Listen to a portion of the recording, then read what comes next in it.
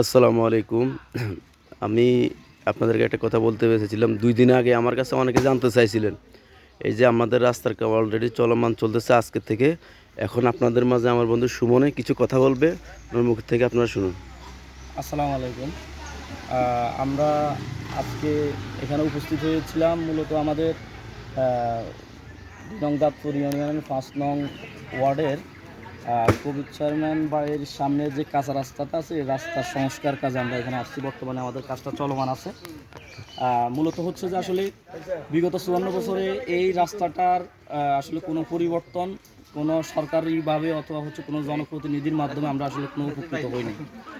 তবে প্রত্যেকবারই প্রত্যেক ইউপি নির্বাচন বলেন অথবা হচ্ছে জাতীয় নির্বাচন বলেন প্রত্যেক সময় কিন্তু আমরা এখানে প্রতিশ্রুতি পাইছি।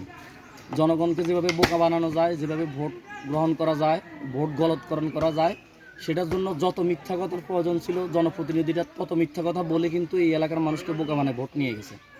কিন্তু কার্যত আসলে এই রাস্তাঘাটের এই রাস্তার কোনো পরিবর্তন আজ পর্যন্ত হয়েছে সেটা দৃশ্যমান না।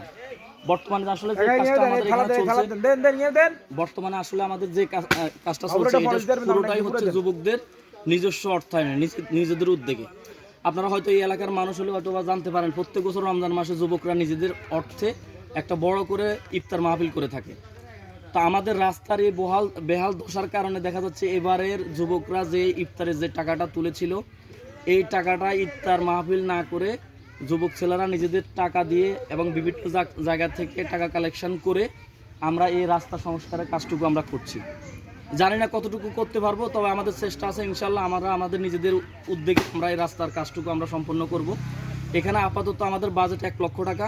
এই ১ লক্ষ টাকা খুবই কম টাকা। তারপরে হচ্ছে যে আমাদের চেষ্টা থাকবে আমরা যতটুকু পারি এই রাস্তাটা আমরা এগিয়ে নিয়ে যাব, যেন আমরা আমাদের এই রাস্তা চলাচল করতে পারি। শিক্ষার্থীরা এই রাস্তা দিয়ে যেন স্কুলে মাদ্রাসায় শিক্ষা প্রতিষ্ঠানে যাইতে পারে সেই রকম একটা ব্যবস্থা করবে। বর্ষাকালে এই রাস্তাটার অবস্থা এতই বাজে পরিণতি হয় যে এখানে আসলে মূলত শিক্ষার্থীরা স্কুল কেন্দ্রিক বা শিক্ষা প্রতিষ্ঠানে যাওয়া কেন্দ্রিক দেখা যাচ্ছে বর্ষাকালে রাস্তায় পড়ে যায়। রাস্তার বেহাল দশার কারণে শিক্ষা প্রতিষ্ঠানে ঠিকমতো পৌঁছাইতে পারে না।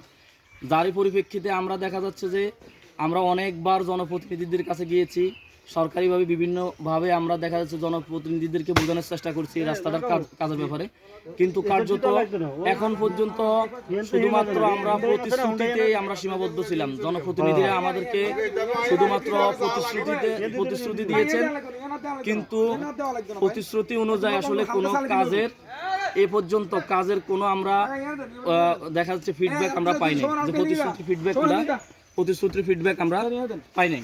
তো সেই জন্য আমরা দেখা যাচ্ছে যে আগামী দিনগুলোতে যখন এই এলাকা যারা জনপ্রতিনিধি হবেন ওনাদেরকে আমরা একটা বার্তা দিতে চাচ্ছি। বার্তাটা হচ্ছে এরকম, যদি সামনের দিকে আপনারা এই এলাকায় যদি ভোট নিতে চান তাহলে আগে রাস্তার কাজ করে দিয়ে তারপর আপনারা ভোট নেবেন। জনগণকে আর মিথ্যা বলানোর বা মিথ্যা বোঝানোর আর দিন শেষ। ইনশাল্লাহ আমরা ভবিষ্যতে কোনো জনপ্রতিনিধি আমাদের এখানে ভোট চাইতে আসলে আগে বুড়া আঙ্গুল দেখাই দিব। আমরা ১ কাপ চায়ের আশায় আমাদের এখানে আর ভোট বিক্রি হবে না। আপনারা চা খাওয়াই আমাদের কাছ থেকে ভোট নিয়ে যাবেন, দেখা যাচ্ছে রাস্তাঘাটের কোনো কাজ করবেন না। এই দিন শেষ। আগে আমাদের এই রাস্তাটার যতক্ষণ পর্যন্ত ফাঁকা রাস্তা না হবে, এই এলাকা একটা ঘনবসতি এলাকা, প্রায় এই এলাকাতে জনসংখ্যার পরিমাণ প্রায় ১,০০০ জনসংখ্যা আছে, ভোটের পরিমাণ প্রায় ৫ থেকে ৬০০ ভোট আছে এই এলাকাতে।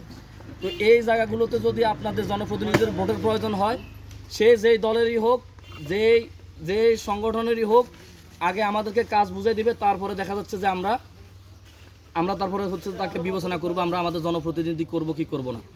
তা আমি আপনাদেরকে অনুরোধ করব, আমার এই ভিডিওর মাধ্যমে, আমাদের সাইফুলের এই ভিডিওর মাধ্যমে যদি আমাদের কথাটুকু আপনাদের কানে পৌঁছায়, আপনাদেরকে অনুরোধ করব জেলা প্রশাসন, মাননীয় জেলা প্রশাসকের কাছে, মাননীয় ইউনিয়নের কাছে আমাদের অনুরোধ থাকবে যেন আমাদের এই রাস্তাটার যেন একটা ব্যবস্থা হয়, কার্যত যেন একটা পরিস্থিতি যেন হয়, শিক্ষার্থীরা যেন ঠিকমতো সুস্থভাবে যেন স্কুলে যাইতে পারে, শিক্ষা প্রতিষ্ঠানে যাইতে পারে। অনেক অসুস্থ ব্যক্তিকে দেখা যাচ্ছে বর্ষাকালে আমরা দেখা যাচ্ছে হাসপাতালে পাঠাতে পারি না রাস্তার বেহাল দশার কারণে, অনেক সময় আমরা সুচিকিৎসা দিতে পারি না। তো এই জন্য আমি সমস্ত আমাদের জেলা প্রশাসক এবং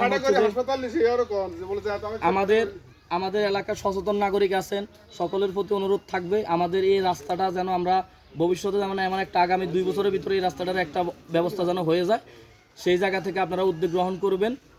আর সর্বশেষ হচ্ছে যে আমরা যে এই যে কাজটুকু করছি, এটা আসলে একটা কিন্তু রাজনৈতিক ব্যক্তিদের জন্য একটা কিন্তু লজ্জার বিষয়। আমরা কিন্তু আমাদের নিজেদের অর্থায়নে এই জায়গায় একটা ঘনবসতি থাকার পরেও এই জায়গায় আমরা আমাদের নিজেদের অর্থায়নে কিন্তু এই রাস্তার কার্যক্রমটা শেষ করছি। তো আমি সকলকে অনুরোধ করব, আমাদের কার্যক্রমটা ইনশাল্লাহ আগামী 5-7 দিন যাবৎ চলবে। আমরা ইতিমধ্যে আমাদের অর্থায়নে কাজ শুরু করছি। ভবিষ্যৎ যদিও এইটা যথেষ্ট না, এই অনুদান এই বাজেটে আমাদের এই রাস্তাটার কার্যক্রম আসলে যথেষ্ট না। এই জন্য ভবিষ্যতে যে জনপ্রতিনিধি আসবে, যে ক্ষমতায় আসবে, সবার আগে আমাদের এই রাস্তাটার ব্যাপারে ওনার কমিটমেন্টের উপর নির্ভর করবে আমরা আসলে ওনাকে বিবেচনা করব কি করব না। সবাইকে ধন্যবাদ, আমাদের জন্য দোয়া করবেন। আমরা যতটুকু পারি আমরা আমাদের রাস্তার কার্যক্রমটা ইনশাল্লাহ শেষ করবো, যেন অন্তত আমরা চলাচলের উপযোগী হয় এরকম একটা ব্যবস্থা করব। সবাই ভালো থাকবেন। আসসালামু আলাইকুম।